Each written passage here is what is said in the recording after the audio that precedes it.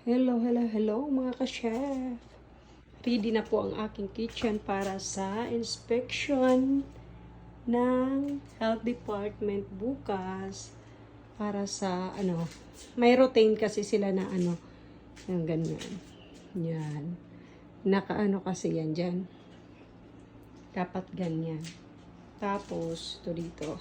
Magluluto ako ng mga bread tonight at saka mga chocolate maroon, saka more sagmani.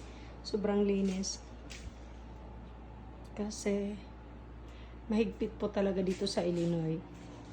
Kailangan sobrang linis. Yung oil trap ko, nalinis ko. Tapos, malaki kasi yung oil trap ko. Tapos yan, naka-arrange yan. Naka 90 degree ako kasi malamig dito sa basement.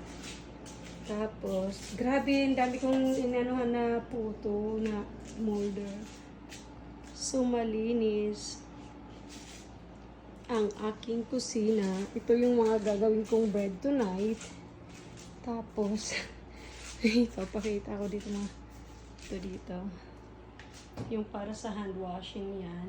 Kasi separate. Tapos, meron pa ako dyan isang sink. Tapos ito dito yung para sa laundry namin. Kasi ito dito grabe. Dito yung mga anak ko, yung mga collection ko. Tapos Diyos ko, andito pa. Ang dami kong bag dyan. Hindi man nila yan pinakikialaman kasi sa ko na to dito personal. Tapos ito yung aking mga bread para sa Saturday shipping. Dami pa akong gagawin. Tapos marami din ako dyan sa freezer.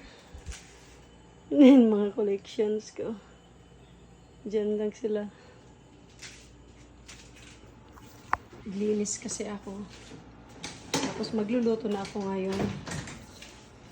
Sobrang,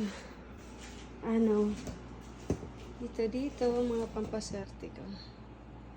Yang ganyang kalinis yung ko. Organized kasi ako.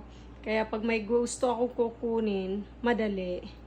Kasi, tapos ito naman yung corner ko sa listahan, mga nakapila for Saturday. Tapos ito yung naman yung mini corner ko. Diyan. Lulutuin ko ito ngayon. Tapos ito lulutuin ko rin. Sobrang linis. Malinis na malinis. Kahit yung refrigerator ko, sobrang linis yan. Pati yung microwave, lahat malinis. Wala talaga silang nasasabi pag pumupunta dito sa kitchen ko. Kasi sobrang linis. Kahit yung ko doon, tingnan mo. Sobrang linis yan.